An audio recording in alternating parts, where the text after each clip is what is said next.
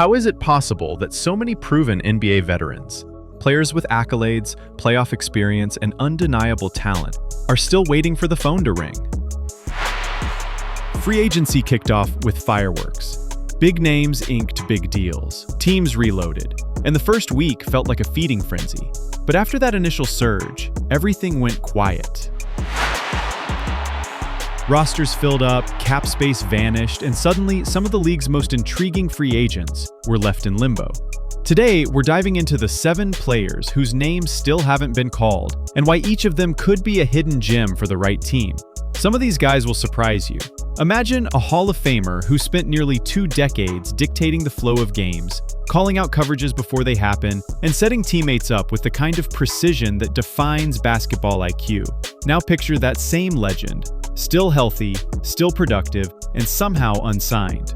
Chris Paul isn't just a veteran point guard. He's an all-time great floor general whose resume is a first-ballot ticket to Springfield. Even at 40, he's kept his body in remarkable shape, managing to play all 82 games last season, a feat almost unheard of at any age. His court vision remains as sharp as ever, and he finished among the league leaders in assists while mentoring young players and orchestrating offenses with surgical detail. You'd think a player who can stabilize a locker room and instantly elevate a team's execution would be snapped up in minutes, especially by contenders needing one last piece. But so far, the market has been quiet. Maybe it's the fear of decline. Maybe it's cap considerations. But Chris Paul feels like the kind of gamble that could pay off in a massive way. And he's not the only former star stuck in free agency's waiting room. If there's one player who's divided fans more than anyone else over the past decade, it's Russell Westbrook. He's been called electrifying, erratic, uncontainable, and unstoppable, all at once. For years, he was the ultimate high-usage superstar, a triple-double machine who attacked defenses with a fury that no one could match. But as the seasons have passed, so have the expectations. In Denver, Westbrook embraced a role many thought he never would, coming off the bench as a 6th man. And to his credit, he didn't just accept it, he thrived, bringing his trademark energy and chaos to second units, building chemistry with Nikola Jokic, and proving he could adjust his game to fit a smaller role.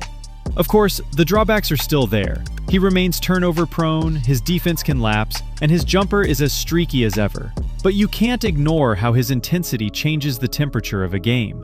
When he checks in, the pace accelerates, teammates get easy looks, and the crowd starts buzzing.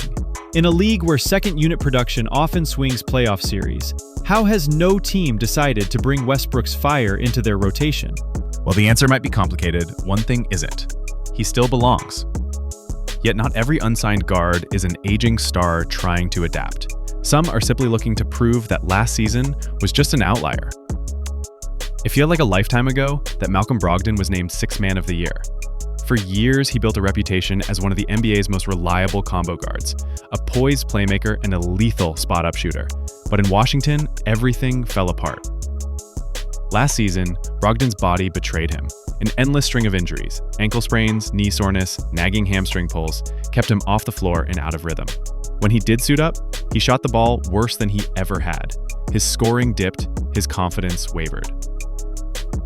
But here's the thing, the NBA has always been a "what have you done for me lately" league. Teams forget the years of consistency the second a player hits a slump. And in Brogdon's case, that forgetfulness might be a mistake. He's only 32, hardly ancient by guard standards. He still has the skill set that made him so valuable in Milwaukee and Boston. High IQ decision-making, steady defense, and a smooth shooting stroke. If he can get healthy, and that's a big if, he could become the most underpriced free agent pickup of the offseason. While Brogdon tries to prove last year was an anomaly, another player waits quietly, overshadowed by bigger names but perfectly built for the modern game. Not every valuable free agent has a resume full of accolades. Some just fit perfectly into today's NBA. Amir Coffey is one of those players. After 6 seasons of slow development with the Clippers, Coffey finally emerged as one of the league's most reliable bench wings. He plays the kind of role every contender covets, defending multiple positions, spacing the floor, and doing all the little things that don't always show up on highlight reels. Last season, Coffey averaged 10 points a night while shooting 47% overall and an impressive 41% from deep. He competes hard on defense, rotates with discipline, and rarely forces bad shots. And unlike so many of the veterans stuck on this list, Coffey is still in his prime at 28. With so many teams locked into bloated payrolls, finding affordable 3-and-D players is harder than ever. So how has Coffey slipped under the radar? Whoever signs him on a mid-level deal might look back in a year and realize they just stole a critical rotation piece. While Coffey waits for a chance, the next name on this list once carried the weight of impossible expectations and is now fighting to keep his career alive. Remember when Ben Simmons was billed as the next LeBron James, when he was an all-star defender who could push the ball coast to coast, whip no-look passes through traffic, and shut down the opposing team's best scorer?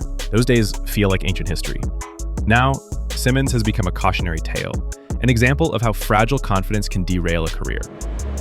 His refusal to shoot jumpers, his haunted look at the free throw line, and his recurring back injuries have made him a shell of the player he once was. But even with all those red flags, there's still a case to be made for Ben Simmons. He's only 28. He's still 6'10" with guard skills, able to grab a rebound and initiate a fast break in seconds. In Brooklyn last year, he averaged 7 assists per game, proof that his playmaking instincts haven't disappeared. Nobody should expect Simmons to become an all-NBA star again. But as a low-cost bench player, his unique blend of size and vision can still help a team desperate for ball movement and defensive versatility.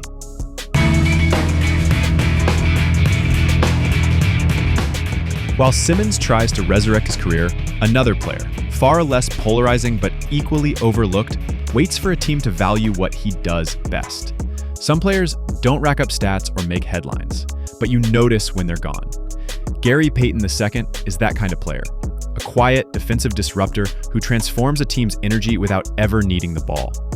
During his time with Golden State, Payton became Steve Kerr's trusted perimeter pit bull.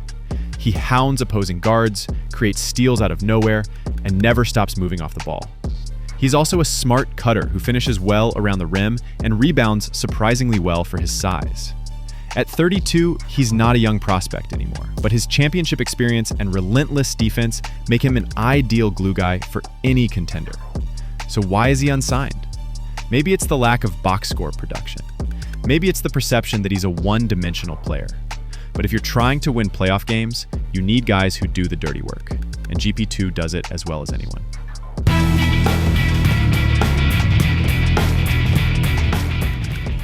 And finally, we come to a big man whose skill set seems tailor-made for today's game, yet who still hasn't found a home.